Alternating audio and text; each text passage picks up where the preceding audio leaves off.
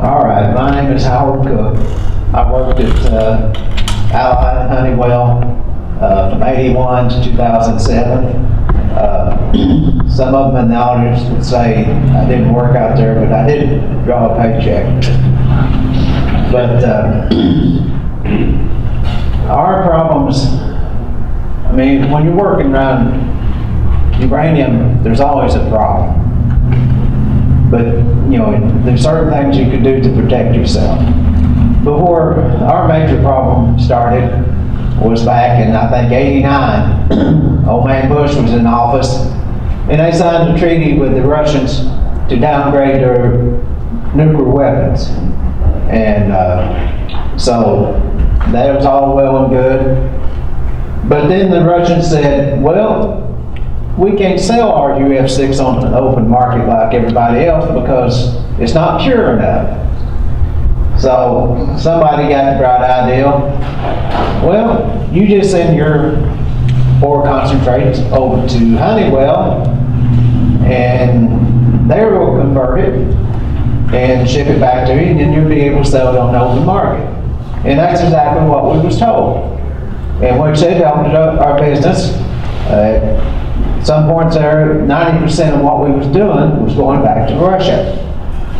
Well, I don't know if it started in the early 90s, but at some point, the Russians started sending us the blended weapons grade stuff in their drums.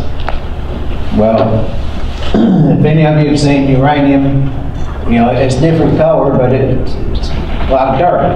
It doesn't have a neon sign that says plutonium or thorium. So when you open up that drum to dump it into the system, you think it's just natural uranium concentrate. And you just use your normal protection, which would be a respirator to keep from inhaling it. But you know, you don't think about plutonium that would be hitting on your skin or, you know, on your coveralls, and you're walking around the rest of the day with that exposure. But that's what we were doing, and we was never told by Honeywell or anybody that was the case, and we had to figure this out on our own. And Gary knows that we tried to make the connection, that we was working for DOE, and we talked about the Russian uranium, and then we came up with the testing, and sure enough, there was the plutonium, thorium, in people's homes that live next to Honeywell. And so we did talk to this law firm, and we thought at first that they was going to help the workers, but they went the easy route and just filed a suit for the landowners, and so left us out there with no protection.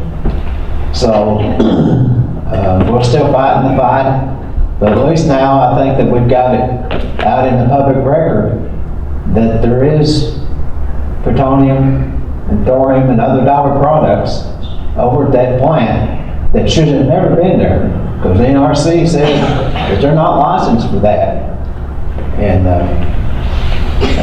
another little bit of information was in that meeting where I brought up about the plutonium in the Russian drums. I filed a complaint with the NRC, and of course they told us that, you know, they wasn't licensed for plutonium, and they're not. And so they went out to investigate, and I got the letter back from them, and they said when they went out there wasn't any Russian drums out there that they could sample. They couldn't find one. And so they wasn't able to sample any Russian drums. Well, I talked to a guy that was still working out there, and I asked him, I said, do you have any Russian drums out there? He said, oh yeah, we got a bunch of Russian drums. So that shows you that the cover-up goes all the way to the NRC.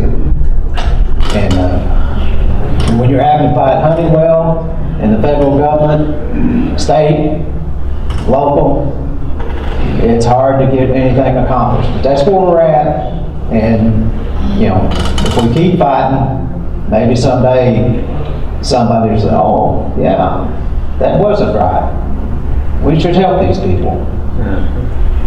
But I may not be here when that happens. So. But that's kind of the background of what it all started. So I'll turn it over. What did you do there, Don? Well, that's under debate. But I started in the instrument department. Okay. And I worked there for 10 years, and then I went over in the production department, and I worked the forwarding plant, feeds building, and I worked a lot out in what we call the yard, which you handle the raw materials and unloaded the HF and ammonia and sulfuric acid and ship the cylinders out and wash the cylinders, and that's another story there, washing the cylinders that come back in. Yeah. You know, that was one of the hottest places in the plant. But that was where my job description was. So I'll turn it over to Stanley now.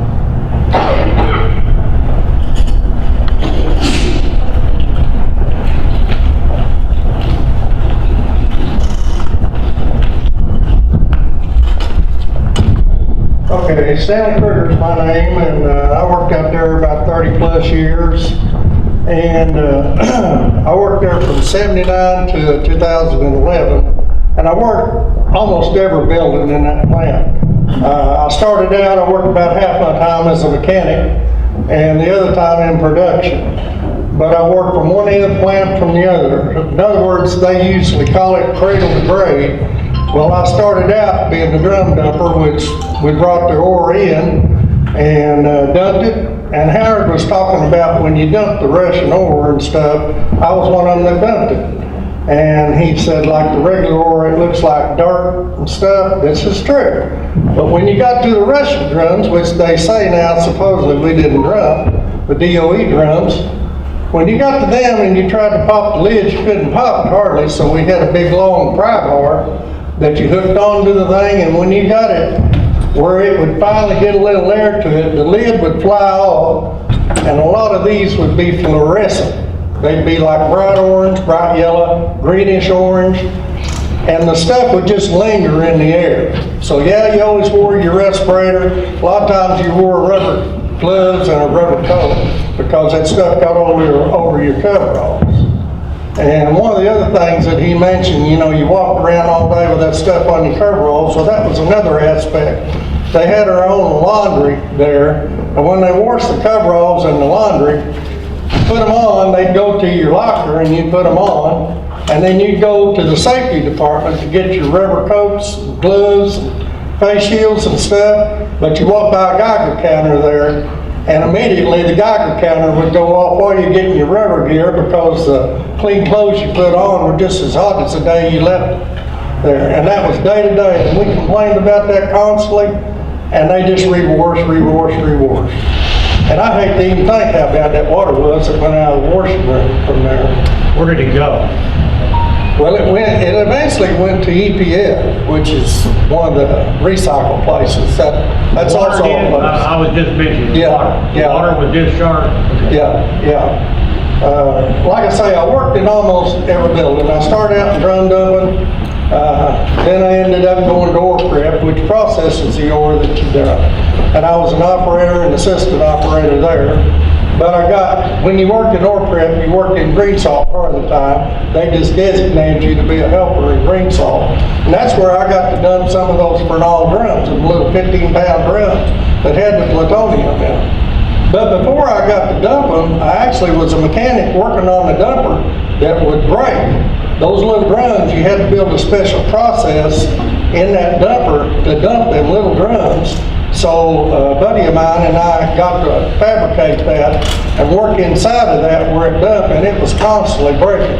So we was in there re-welding that all the time. And I'm sure that was one of the hottest places in the plant too, you know. But, you know, in working there, from building to building to building, you wore the same coveralls, you were exposed to whatever leaked. In ore prep, we had a lot of leaks on the process equipment because they had a vacuum system that was wore out and outdated.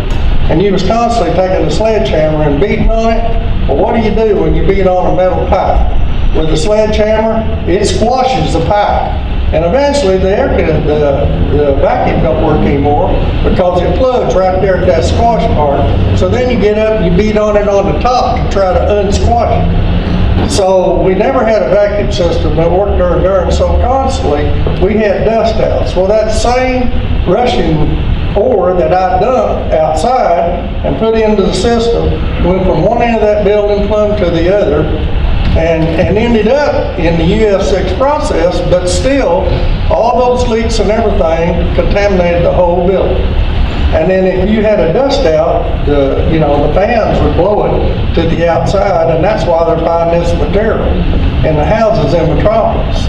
And if you read that article in the Metropolis paper, what's really fun about it, they say we didn't dump this stuff, but they're supporting our argument. Because the same stuff they're finding in the attics of the houses is the sister products of the bad stuff they say we didn't dump in the first place. Wonder how that happened. So, thank God that they're doing this. This helps support what they say we didn't do. So somewhere, somebody's got to find out that we really did do it. And you know what they washed your coveralls on? Well, they had big washing machines that they washed them in. There's a man, Ronnie Roundtree back there, who used to work in the washers. He could tell you probably what they used. Hot salad. Yeah, they could probably tell you. I don't know. That's one of the few departments I didn't end up working with. So, okay. Whoever's next. Ronnie, you want to do it next? Ronnie's kind of like me. He worked all over the place. Question, yeah. What was the question? He asked what did they wash it with? What material did they use to wash? Was it oxalic acid or? Oh, you mean for like a soap or whatever? Detergent, It was that was a detergent that we used that they got in there. I know we used oxalic acid for a long time now at the plant. No, this is just a regular soap-like detergent that we put in the washer. Yeah. It's just like he said, those coveralls would come in, and they'd be covered Yeah. with that stuff, you The know. rubber equipment was just as hot as And I work in both because the safety equipment and Linda back here, we both work in cleaning the safety equipment, and then we have to clean it, and the respirators we wash and clean those too. And we'd have to use a Geiger counter to make sure that they were safe. And it's like he said, you walk by that Geiger counter, that thing would pig out because they would be hot, you know. And I worked in most parts of the plant. They were talking about those drums, those Russian drums. You can tell the difference. You remember how heavy those Russian drums? They were much heavier than the regular drums that we got in. Back up, if they got flipped over, you'd have to have 4 or 5 guys. That's right, because they were much different. So, yeah, we had Russian drums, and we knew because they were different. Yeah. They were different when they came in. But another thing, I'm not sure that the respirators that we used were the proper ones for that type of stuff. I mean, that was not what they were recommended for. They were recommended for the feed material building, but who knows about that kind of thing, you know. And I worked in another place called Wet Process, and we dumped drums too. And we had rumors of being plutonium or whatever in some of the drums that come through there also. This was right next to where Stanley worked at the drum dumper, so we were all exposed to all of that. Run into you all. Yeah. The common drain. Sometimes the drums that they dump, they take them off. When I washed down, went to you. Yeah, went to us, and we dumped some of those drums that they couldn't dump. We take out there, and we had what we call a crusher. We could crush them and then run it through the system. And as he said, the drainage system ran right to our building. And of course, it ended up in EPF at the treatment plant. But, you know, it was there. It was there. There's no doubt about it. Did they ever tell you the correlation between uranium and plutonium, the Oh, no. level of hazard that you were dealing Oh, no, with? no. We were checked every year, you know, we went through and had a, what is it they called when we check this every year for whatever? Whole body count. The whole body count, yeah, you know about that. We went through all that, and we had a few people that would come up hot, what they call hot, but as a percentage. Temperature or radioactive? Radioactive, yeah. That's what the DOJ is going to want to know. Because we don't want anybody misinterpreting the hot, Exactly. meaning that it's just got, we all got hot. Yeah, no, what they mean by hot is the amount of uranium that you had in your body. Which they checked, and, I mean, you know, these are their records, Yeah. So Ronnie, while you're there, I talk loud enough for a reason. This cameraman's getting this, I'm taping this. What this equates to, without you all realizing it, is what's called a town hall technical basis type meeting, where Ronnie is, what he's telling you has not been captured in the Metropolis Honeywell plant technical basis documents. So when they held the meetings over there in April of 2006, and don't hold me to the date, everybody that's on the list that came in the room, just like we adjourn and go over there back then, they were told by the Resource Center to explain their exposures, and not one individual was allowed to talk about what they were actually doing, which means that every claim, now that we're finding out they concealed your exposure, has got to be reopened. Now do you all understand what that means? We've now caught Honeywell and DOL and DOJ and the FBI probably concealing what Ronnie is saying. Ronnie is a part of the cancer cluster of prostate cancers, and we have prostate cancers paid to the managers of some of these DOL projects and some of the programs, but not to the workers, like Ronnie and several more. There were several cases of prostate cancer there in the plant. And it was just from, I'd say from like 1990 on, it was just, I'm not going to say it was a major outbreak, but a lot of cases of prostate cancer. Were you, Ronnie, ever, you started, what was your start date? I started in 75. I worked there from 75 till 2010. Okay, then what Howard has mentioned, so to show you to connect the dots, what Howard has just mentioned is we've identified a contractor bringing in Russian material. We got their license, right, cameraman? And the license reflects something that you were never told by Mr. Jim Pritchett. We have two individuals, for your information. This is why I'm talking loud and on the recorder. We have two young men that packaged those drums that were in a building. And remember the interview, Howard, where we've got Bobby that took the photographs and the videos of the NRC men holding the papers? At that very point, Jim Pritchett already knew you had plutonium drums in the buildings at the plant. When did you leave, Ron? 2010. Okay, that was after that, but that makes it worse, because that meant you were processing drums from Fernald all the way up to 2014 or 15.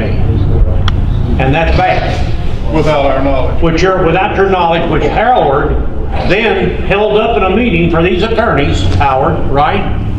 You held up the document that showed that you were accepting plutonium from Russia, right, Howard?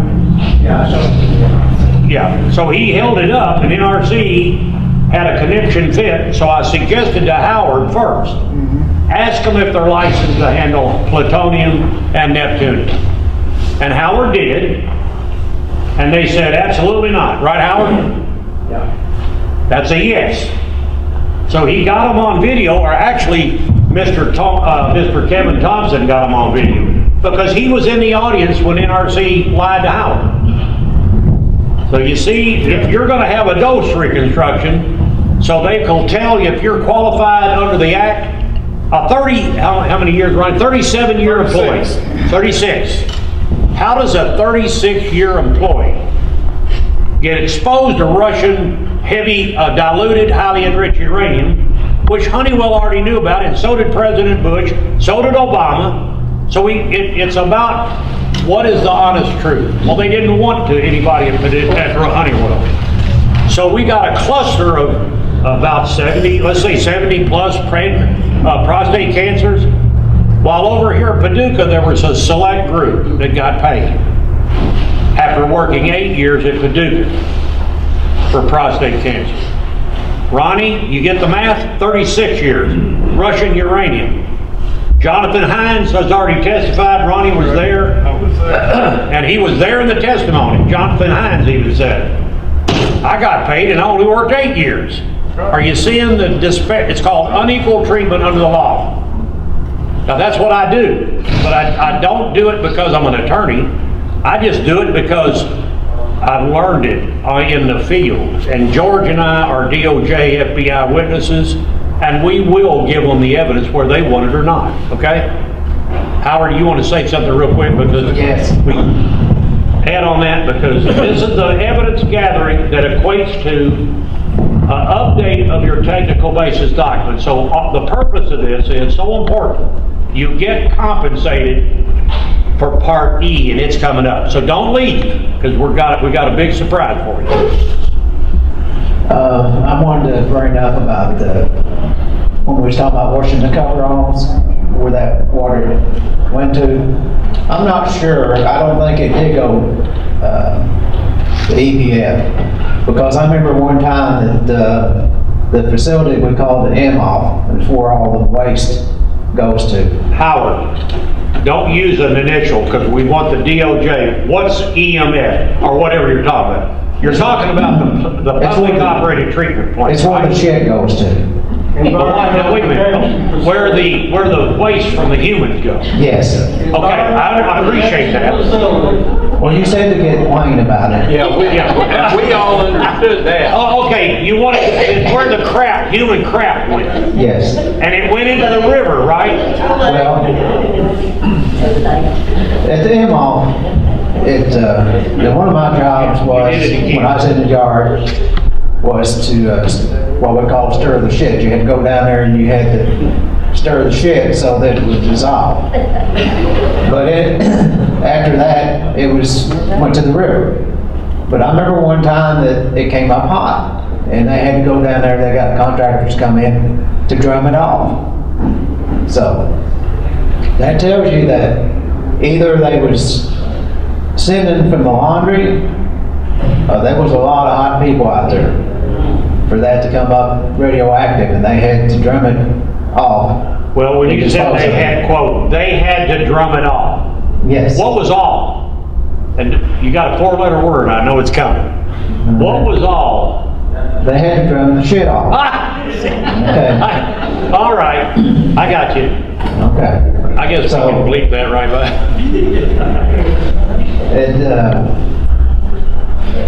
I don't know where the worst of coveralls went to, but that could have been that it just went straight into the sewer system to the M-Hall building.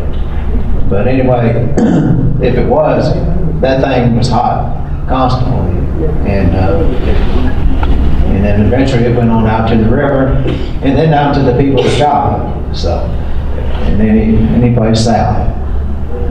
So I just want to bring that point up. Yeah. Again, we've got a Navy veteran who unfortunately I'm related to, and he's a cousin, and I could kill him sometime. But step up, Glenn, and let her rip. I want to know what the term hot means. You missed that. He explained it. Yeah. When we refer to hot, that means radioactive. Glenn, excuse me, you missed it again. Listen. The hot, when we refer to something being hot, means that it's radioactive. Above normal. Background. Yes. Another thing I didn't mention, all of us that worked out there, we would have releases of the UF6, and, you know, the company would come back and said, well, we done the monitoring, and it didn't get past the fence. So, at that meeting the other night we had over in Metropolis, I told the lawyers, I said, maybe what we should do is just get some of that fencing and put it around people's house, because if it can't get over it to get outside, then it won't be able to get into it to get to your house. So that may be a fast fix for the radioactive material. But that's what they always told us. Oh no, it never did get past the fence. So that fence is some kind of magical barrier that the radiation can't go past. It's like our yellow tape. Yeah. Once you put the yellow tape down, nothing gets out of that yellow tape. Well, we had Don't believe it. We had the painted things around on the floor, you know. Yes. That's supposed to keep the radiation in there too. Hurt you. Yeah. That floats in the air, lands on the outside on the walkway. And they Howard. get up and walk back over and get inside that tape. I started the plant in 1984 in security. Been 3.5 years controlling every area of the plant except for the steam mill relief. They burnt the coal and had it steam around the plant. During that time, I crawled into tunnels, top of the roofs. We security at that time trained as a SWAT team. And I mean, there was some very, very serious training that went on. And that training has really helped me, continues to help me. We have a security team at our church now. And I'm able to use some of that intellect to train people who haven't had that kind of training. After 3.5 years as a security officer, I had a chance to go to operations, mainly because I made more money. So I became a first-class operator, and I was in that for 3 or 4 years. And I don't know how you guys cope with rotating shift, but I don't cope with it very well. I mean, I'm just not a nocturnal person. And it was difficult for me to continue that, so they walked in one day and said, we're starting up the powder crew again. I didn't know what the powder crew was, but I knew it was a straight day job, so I volunteered for it. I spent the next 5 years overpacking UF4 green salt material. The 50 gallon drums we had were rusting, leaking, powder running out on the floor. And we picked them up with a forklift and literally dropped them into a 75-gallon yellow drum. 85. Yeah, that's almost a 75 or whichever. But anyhow, and that would shoot a plume of green dust into the air about 30 feet up in the sky or into the building where we are. We walk outside, wait for a few minutes, let the dust settle, and we go back in. We kept that thing off, wipe it down, assign a number to it, off it went. We didn't know where it went. All we knew was that we were shipping about 3 shipments a week, 20 barrels a shipment. And we didn't even know what green salt was, pretty much. Bud Jenkins was working with us. He understood because he'd been in the plant quite a while. He's recently passed away. But I worked in that, and occasionally I had a sensation in my nose and my mouth of tasting like nickels. It wasn't very much, but after we finished that 5 years, Curry B. Ware, who's also deceased now, was working with me. He and I pretty much ran it. We had Bubba Moore on the crew for a while. He also has passed away. Let me go get my point on that. And we finished that 5-year stint, got all the drums overpacked, and they asked us to stay on for another year, the RARP cleanup crew. And basically what we were doing there is we were going into the buildings and cleaning them up. We had people from every different department that were assigned to that team. And the union allowed us to just set aside our regular responsibilities. And Curry and I became forklift operators and hazardous material handlers. Signed off on that. I don't remember the training, but they said I had training in that. And but anyway, we drove the forklifts. We had health physics people with us, going on taking samples. Everything we touched, they took the samples, So we thought we were okay. Came in one day, this was in early 1997 or at the end of 1996. I came in one day and it just tasted in my mouth like I had a big handful of nickels in my mouth just rolling around. And I asked my coworkers, I said, any of you guys ever had this kind of sensation or anything? No. So from that moment forward, I just started kind of slowing down. See, it's not something that happens all at once. And I asked again, no. Started going to see the plant doctor about once a week. No. Started having an increased absentee rate. In the meantime, about that time, I got transferred back to shift again. So I'm trying to do this rotating shift, which hurts me bad enough anyway. And I just keep getting a little slower. Just started putting on weight. By the time I got out of the plant, I just one morning I just laid my badge on the counter for the guard. I said, guys, I'm gone. I said, I'll contact the office here. He said, well, you can't hand me that badge. I said, I just did. And walked out. I went on temporary disability. They, at one point they tried to fire me. And fortunately, I had to give the union credit for that because the union president went in and fought for me and won and kept me from being fired while I was out on temporary disability. It was because we took a trip and they didn't like that. And plant doctor betrayed me. He had told me every time I'd go and see him, he said, I can see you're sick, Mike. He said, man, your color's not right. He said, you're dragging around here. And, you know, I said, that's not you. And then after I came on disability,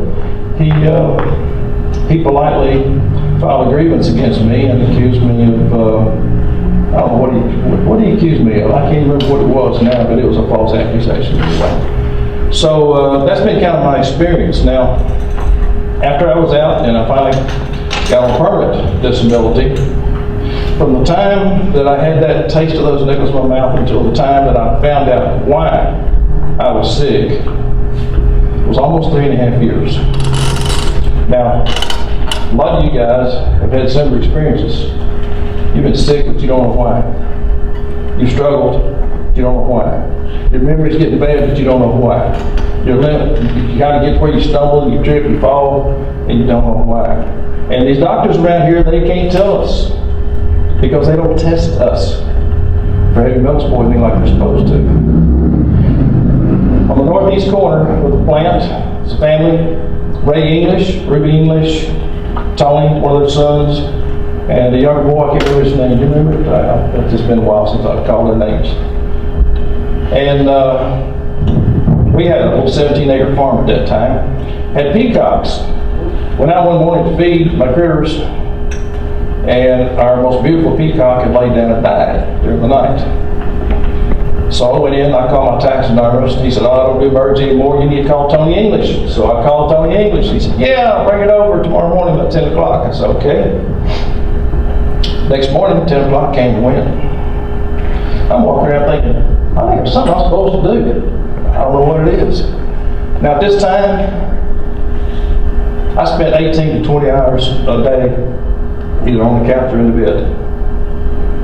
I couldn't function but maybe 4, 5, 6 hours at a time. I was so weak, so tired, I turned gray. My wife quit her job at USEC to come home and take care of me until I died. We knew it was coming, we didn't discuss it.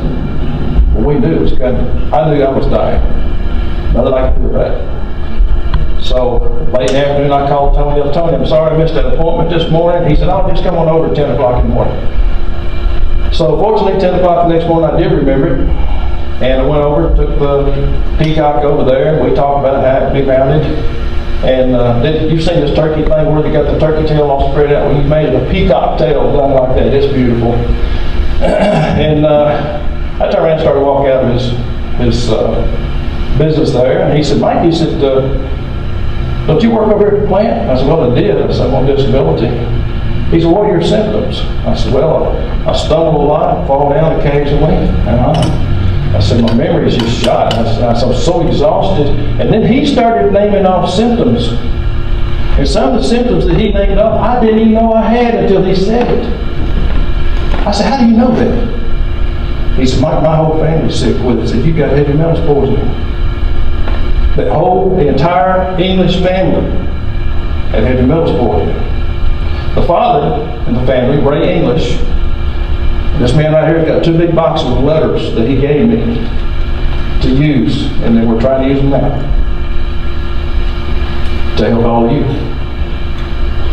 Letters to Miss McConnell, letters to other people, letters to the company. I think it's just endless letters. And kind of losing track where I am right now. But anyway, Tony and his mom and dad helped get me to a doctor that tested me for heavy metals poisoning. I had a 98 percentile. This is 3.5 years out of the plant. I still had a 98 plus percentile level of deadly heavy metals of arsenic, lead, silver, nickel, and mercury. I further learned from a doctor from University of Kentucky a little bit later that if you just have one of those elements, you're going to present with certain problems, certain symptoms, certain degree of illness. But if you have 2 or more of those elements in your system, they accelerate each other. So what comes from something that's going to make you a little bit sick and make you feel bad, it accelerates until it becomes deadly. If I had not been in excellent physical condition when I walked out of that plant, other than feeling those symptoms coming on pretty strong, I would have died. And if I hadn't found the English family, I feel like the good Lord took me over there and introduced me to them. They helped me get to Dr. William Reed in Franklin, Tennessee. He put me in a hospital down there for 3 days and did intense chelation therapy. Intense. I took it fine, wasn't a problem. But what I was when I walked in that hospital and what I was when I walked out was a difference of daylight and dark. My wife says, I got my husband back. I think that might have been the first time I cried about the whole thing. But I started then. I thought, you know, if I'm sick, how many of these other guys are sick? How many of these other men and women in this plant are sick? You know, and I said, so I had a deep concern. I called the plant. I got the plant doctor, different one. Guess what? The one I'd had before, he's gone. So good riddance, excuse me. I'm an elder at church, so I'm not supposed to talk about that. But he's gone. So this other doctor, he says, what's this all about? And I briefly told him. He said, that ain't got anything to do with me. I said, you're the plant doctor. Why do you say it doesn't have anything to do with you? He said, all I do is physicals, and if somebody gets hurt, I take care of it. Other than that, I'm told I have no interest in this plant whatsoever. I said, well, who should I call? He said, you need to call health physics. So I called the head of the health physics department. He said, well, what's wrong with you? And I told him, he said, well, if it's heavy metals, he said, this got nothing to do with us. All we deal with is radiation. I said, well, who am I supposed to call? He said, well, I think you need to call industrial hygiene. So I called industrial hygiene. I get a hold of Dr. Bill Mayer. Dr. Bill Mayer is so concerned for me. Well, tell me about this, Mike. I went into fine detail. He said, would you put this in a letter and send it? And especially let me know about that doctor down in Franklin. So we need to use him. There you go. We need to help him. He needs to help us. We need to work together and all that good stuff. He said, I'll get back with you in about a week or so. It's okay.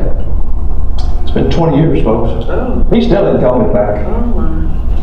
But what he did is he called a friend of his in Bethesda, Maryland. Way up the ladder in DOE. DOE got together with Vanderbilt University because this doctor was working in a clinic that he had set up. It was, what do you call it? Clean your blood up, what is it? Oncology. Yeah, he's an oncology specialist. I mean, who better than an oncology specialist to do this? But he had this clinic, but it was operated by Vanderbilt.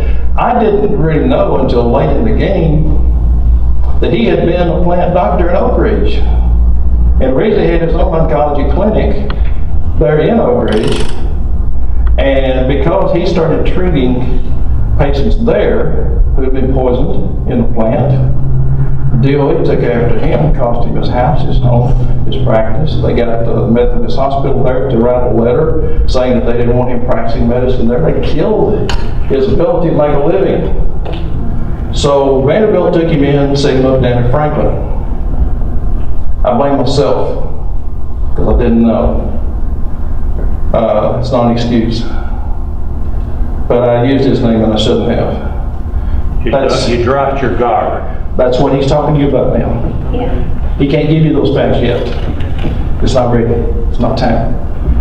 So, next thing I know, Dr. Reed calls me up one day. He said, Mike, he said, I want to talk to you a second. I said, okay.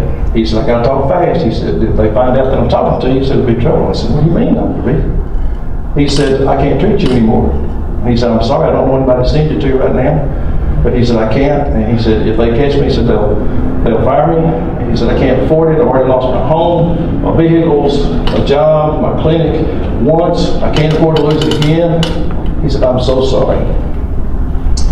Ray English, their younger son, who was a young teenager at that time. And if you saw him, gosh, I wish I can remember his name. But if you saw him out in the yard or come into a business or something, you'd think he was drunk. You'd think he was just stumbling around all over the place. Because neurologically, heavy metals that he got uptakes over and over and over again as he's growing up. See, children are more susceptible to heavy metals poisoning.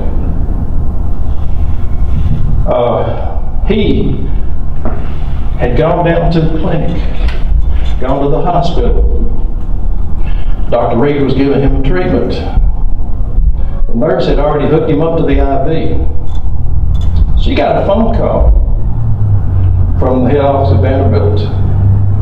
She walked back in, she reached down, she jerked that needle, literally jerked the needle out of his arm, handed him a Band-Aid, said, you're done here, said, you want her to be back. Tran walked out. And he was dead able to get other treatment as far as I know, at least off of Vanderbilt. Now, how does the Department of Energy have such a grip on a teaching hospital called Vanderbilt University? Well, here it is. Congress appropriates millions of dollars to go to all these different hospitals, especially Vanderbilt. It's got a huge reputation. Millions of dollars. Now, in order for Vanderbilt to get that money, Congress can't just give it to them. They have to have what's called a willing provider. A willing provider is another government agency that's willing to do all the paperwork. They just do that as a service to Congress. So Congress has this willing provider to present the money to Vanderbilt University. Guess who the willing provider is? The United States Department of Energy. You get the connections now? Took me a long time to learn all this, guys.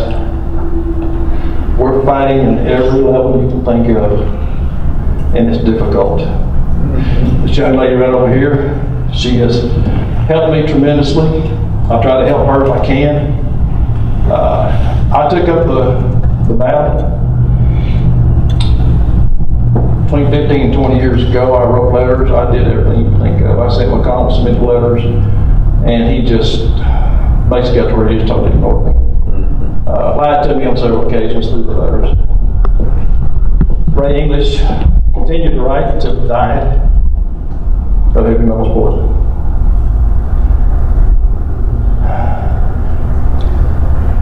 I tried to do what I thought was right, and it backfired. So it's scary to keep saying, be careful what you do. Be careful what you say to certain people. What I'm telling you now is history. It really doesn't have a whole idea what's going on right now, because I kind of had to, I have purposely slowed down some just because my quality of life just needed to improve. I turned 70 years old last Monday. I can't keep going at it, guys. I can't do it. But I'll help Gary in whatever way I can. I'll support him in whatever way I can. But in anything you do, wherever you go, whatever you do, you gotta be careful. They're following. You've got to It is, and I'm getting ready to tell you something on top of what Mike just led into. When I was writing all those letters, my wife's computer and my computer were tied together. And I was still very sick at that time. All of a sudden one day our computers started doing all kinds of weird, crazy stuff. I started getting emails, and the email address had Biden's name in it, Terry Berry's name in it, somebody else's name in it, but they weren't from them. And when I got the email, what was in there was just gibberish, didn't make any sense. They attacked our computers with 5 different viruses that were specifically made to target our computers, not anybody else's, ours. Pick up the phone, have a conversation. Person on the other end hangs up. I just sit there and hold it for a minute. Click. Their phone's dead. We do it. That's how far they go. So be very careful what you do. Mike? Yes, sir. That just reminded me, this is a real incident. He brings over the package of the letters of all the people, and on my screen is the things that I've got like this where we already found McConnell knew all about this and didn't help the nuclear workers here get their benefits. As I pull it up on the screen, next time why don't you just stay in Mayfield? My computer, which had not given me, we even had a new network, so everything was backed up. Mike, I pulled it up to show him a letter that I had, and he just had all the box in front of him, and pop! And I thought, that's weird. So Mike said, you made a comment. You said, I hope they didn't hit you. Yeah. Well, I tried to get on and logged off, restarted the computer, nothing. So I thought, and it was Friday or something, I said, hey, we'll work on that next week. I'll show you that some other time. I brought in my IT person, and he said, I don't know what happened, but your computer is gone. I can second that. Yeah, well, Evelyn said right there many times, we tracked them doing all kinds of crazy things. But the one thing I like to track, Dave, you gotta tell you, I got a new tractor the other day, and I know where the drums are buried. So I told them we're gonna all rally out at the plant, and we're gonna have a drum uncovering operation. So, do you know how many people are out there right now at the plant? Jerry, you probably know. And I know where they are because as an engineer, you know those little contour lines on a map? When they go up like this in circles, and it gets narrow, and it gets smaller and smaller? Does anybody know what that tells you on a contour map? It's a hill. Did you hear what he just said? I caught the DOE people live on TV in a meeting when I said, do you have anything buried out there in the wildlife area? And they said, oh, no. I said, well, do you have a 2-foot contour interval map? Well, they said, oh, no. I said, well, and I was on live TV. I said, hold on just a minute, Tracy Brindley, that's her name then. Follow me, and she's our characterization person, but she now went to work for DOE. They do a lot of that. They decide to shut them up, they go hire them and give them a 6-figure salary. Yep. So what she did, I walked right in there, I was on a public comment, walked right in there and said, here Tracy, there's the map. Now what do you think? You know what these little circles are? Well, I'm not sure. So I walked back in there and I just walked in right in front of the camera and I said, we found them. 2-foot contour intervals, 8 foot tall, right out in the middle of a flat piece of property. Yeah.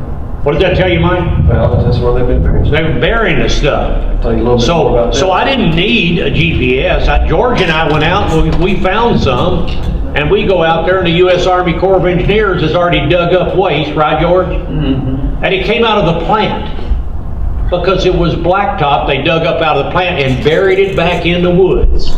Well, there it was, right there a mountain. So, buddy, George and I were a little sharper, a little easier getting around back in it, but it was tough, wasn't it? The other thing they did to get rid of material, when they were making green salt, so 340 mil, is that right? Yeah. Making green salt, this slag that comes off the top, it's impurities that cook off. They would get that and they would just put it in drums, bins, whatever else.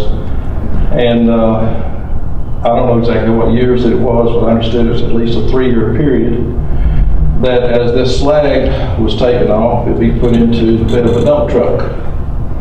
And at 2 o'clock in the morning, there was a special crew would come in, or sometime in the middle of the night. Special crew would come in, and they had 2 dump trucks, trailer, and a backhoe.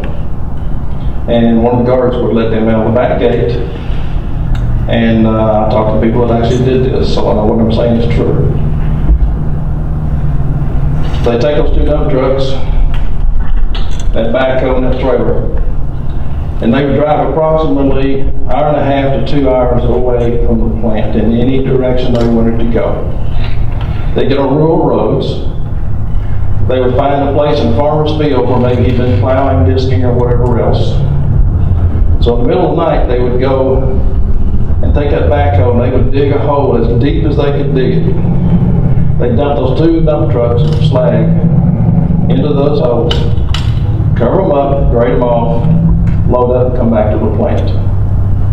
That means from Nashville to about an hour south of St. Louis and about an hour east of Memphis, Jackson, Tennessee. You just put a pin in the map, go out and draw your circle. There is an untold number of hidden, secret, long forgotten burial sites with all kinds of uranium slag in those holes. So folks, there's more and more of it all the time. The last thing I want to talk about is that chelation therapy. Chelation therapy, the one that Dr. Reed gave me, the 2, was Chemet and disulfide. Those are not used very much anymore mainly because our government blackballed the production. They are available, but a lot of doctors, because they're afraid of what the AMA is going to do to them, they won't use it. But the truth is, they work very well. The other one, which is more recent, and it actually started being produced a little over 20 years ago, is called EDTA. Now you can go to your health food store and buy EDTA. It's not real strong, but it will help a little bit.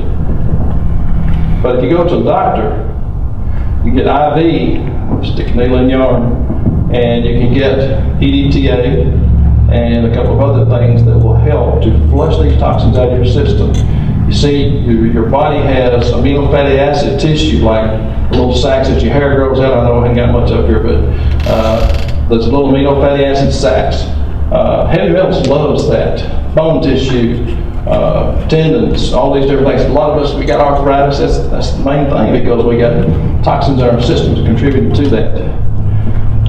So what the chelation therapy drugs do, they act like little microscopic sponges, because the heavy metals, they get comfortable where they are and they don't move. That's why your doctor can give you blood test after blood test after blood test, doesn't show anything at all.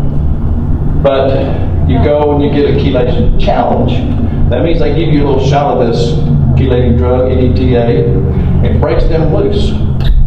Then they do a urine sample. You actually trap urine for about 4 hours, bring it back to set it off, they test it, and it tells you what you got in your system, everything.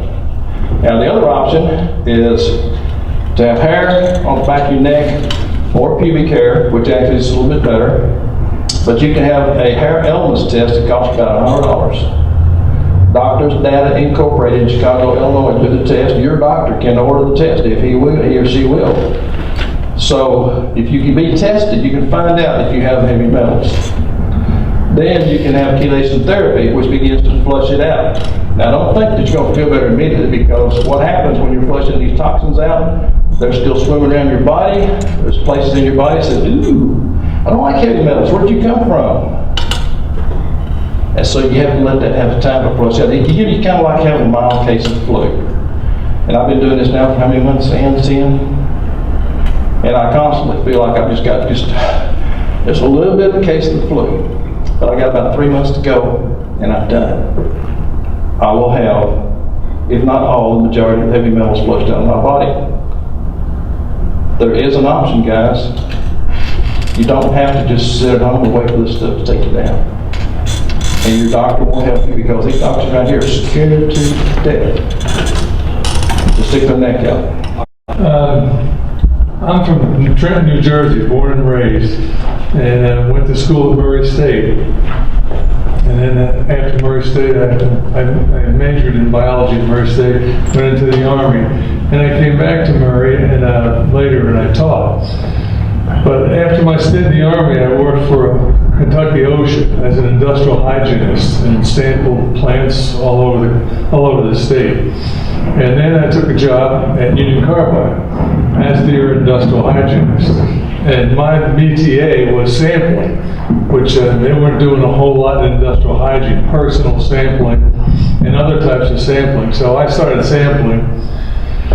After my stint at, I sampled there from 77 to 1980, about August 1980. And from then I went over to Murray State University as a professor and taught occupational safety and health, toxicology, occupational diseases, hearing and acoustic control, industrial hygiene sampling strategies. And I did that for 10 years. Still in the reserve unit as a medical service officer. And then I wrote a grant, and it was a big grant, the biggest grant Murray ever got, $1 million grant. And in fact, I got the award from the governor at that time to be a Kentucky colonel, because I brought the biggest grant. And the grant was to train workers who dealt with hazardous materials. So the grant really grew, and I moved the grant to the University of Louisville, where we had a branch there, and I taught 10 years at Murray and 10 years at University of Louisville, teaching workers how to deal with hazardous materials, all types, radiation, biological, physical hazards. From there, I joined the United States Public Health Service, and at the time there was nothing available as far as the position, because it was between presidents and they froze everything, except they didn't freeze two government agencies. One was a Bureau of Prisons and the other was the Indian Health Service. I didn't know anything about Indian Health Service, but I took a job with the Indian Health Service and found myself out on an Indian reservation, a Sioux reservation, for 3 years in South Dakota, and I was the director of their environmental health program. From there I went to Alaska as director of their environmental health program at Kanakanak Hospital in Dillingham, Alaska. And I met someone up there, and they thought I would be perfect for a job down in Washington, D.C. And I took a job with the Indian Health Service headquarters as a director of institutional environmental health for the whole United States. All the Indian hospitals, all the clinics and prisons. Anyhow, time passed quickly, and other opportunities, being in D.C., where all the government agencies were, I took a position with USDA and the Food Anti-Terrorism Program, and from there, after 9/11, I took a position with Homeland Security, and I was the Force Health Protection scientist for Homeland Security, which involved developing standards to protect workers where there was no standard developed. So we had to come up on the ground to protect these workers. After that, I went to work for it's funny, the end of my career, I went to work for the Center for Medicare and Medicaid, where you could really see the statistics of who's getting harmed in this country and how much it's costing. So this past February, I retired. And now I'm looking back on all these different experiences and how they interface and connect with each other. And just a couple of comments I want to make about some of the comments some of the gentlemen made here. Mike, I think he's left here, the guy with the white beard. He mentioned about how tough it was to always do the right thing.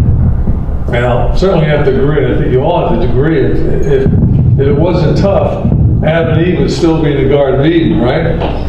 So it is tough doing the right thing. And when you rely on the law, and one thing to keep in mind, a lot of people believe, the law and the blind justice with the scales, the law is about justice. As Gary mentioned, the law is about precedence.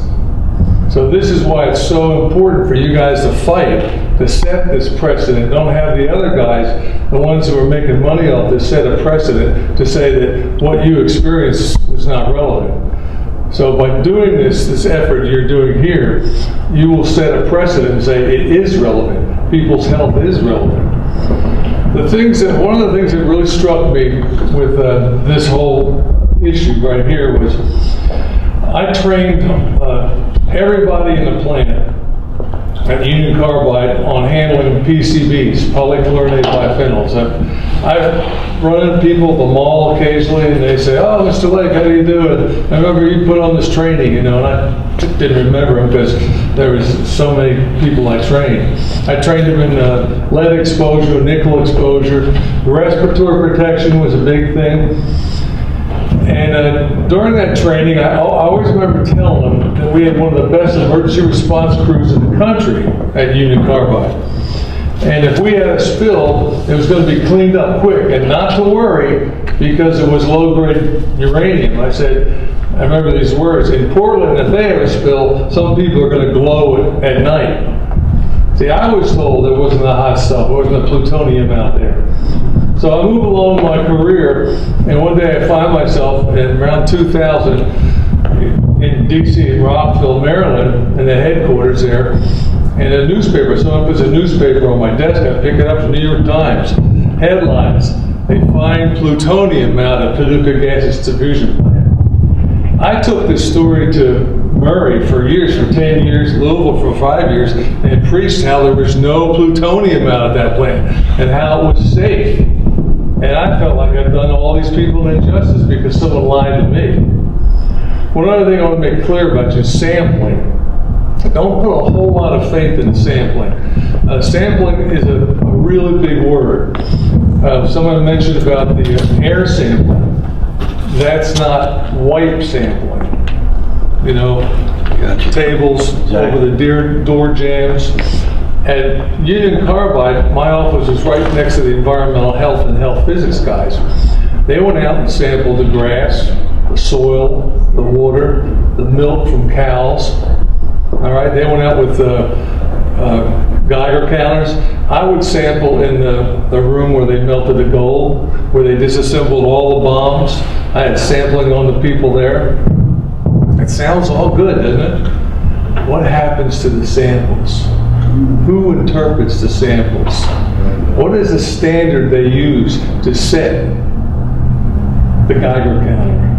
Who calibrates the Geiger counter? Wouldn't it be to advantage to you and your doctor if you could go in there on a weight reduction program and calibrate his scale to make you look thin? So the calibration is really important. All the samples I took, environmental samples, I never saw how they were dissected in the laboratory, analyzed in the laboratory.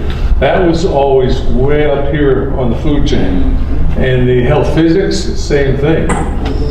So, I had great faith in the company. It was a marvelous health program they put together from the windshield appraisal. You saw health physics, you saw safety, you saw environmental health, you saw industrial hygiene, you had occupational physicians, occupational nurses.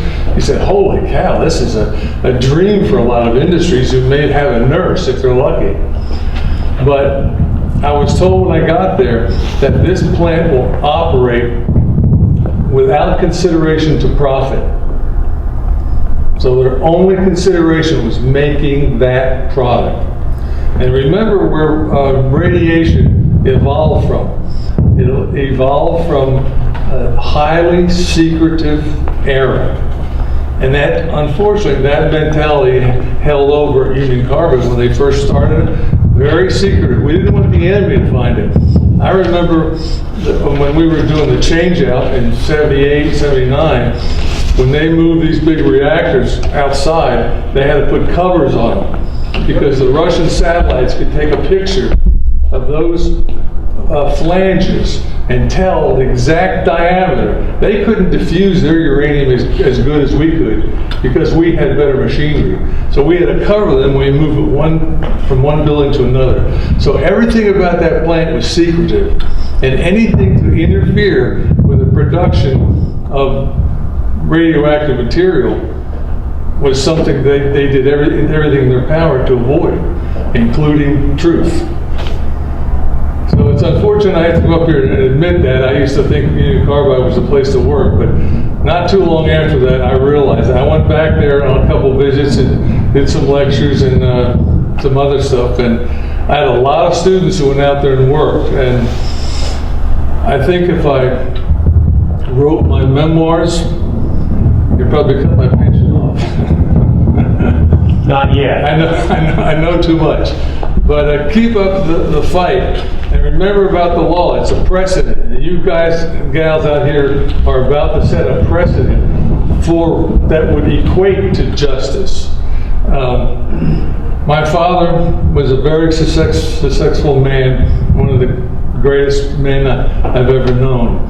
And it's funny, as he aged, some of the things comes back that they tell you. And my dad worked for the state of New Jersey. He was the head of unemployment compensation for the whole state, developed a program in Puerto Rico, and dealt with a lot of people, false records, trying to cheat the government out of money or something. And he always told me this. He said, Merritt, remember this, nothing is on the level. Keep that in mind. Be suspicious. Don't be negative, but know how to come find the truth and know how to see the truth. And a lot of you older people in here can look at a person when they're talking to you, look at their eye contact, and have a real good feel if there's truth coming at you. Don't forget that. That's a real good gift that you earned over the years. One thing I got hammered into me, I've learned all along my career, but really hammered into me when I was in D.C. working on Hurricane Katrina on the formaldehyde and trailers. I was a point man for that. And I got in front of Congress so many times and got beat up. And I brought the science with me, and I soon learned that environmental science may be the cornerstone for your argument, but the whole rest of the house is political science. You hear that? We both said it at the same time. And if you forget that, you're going to lose.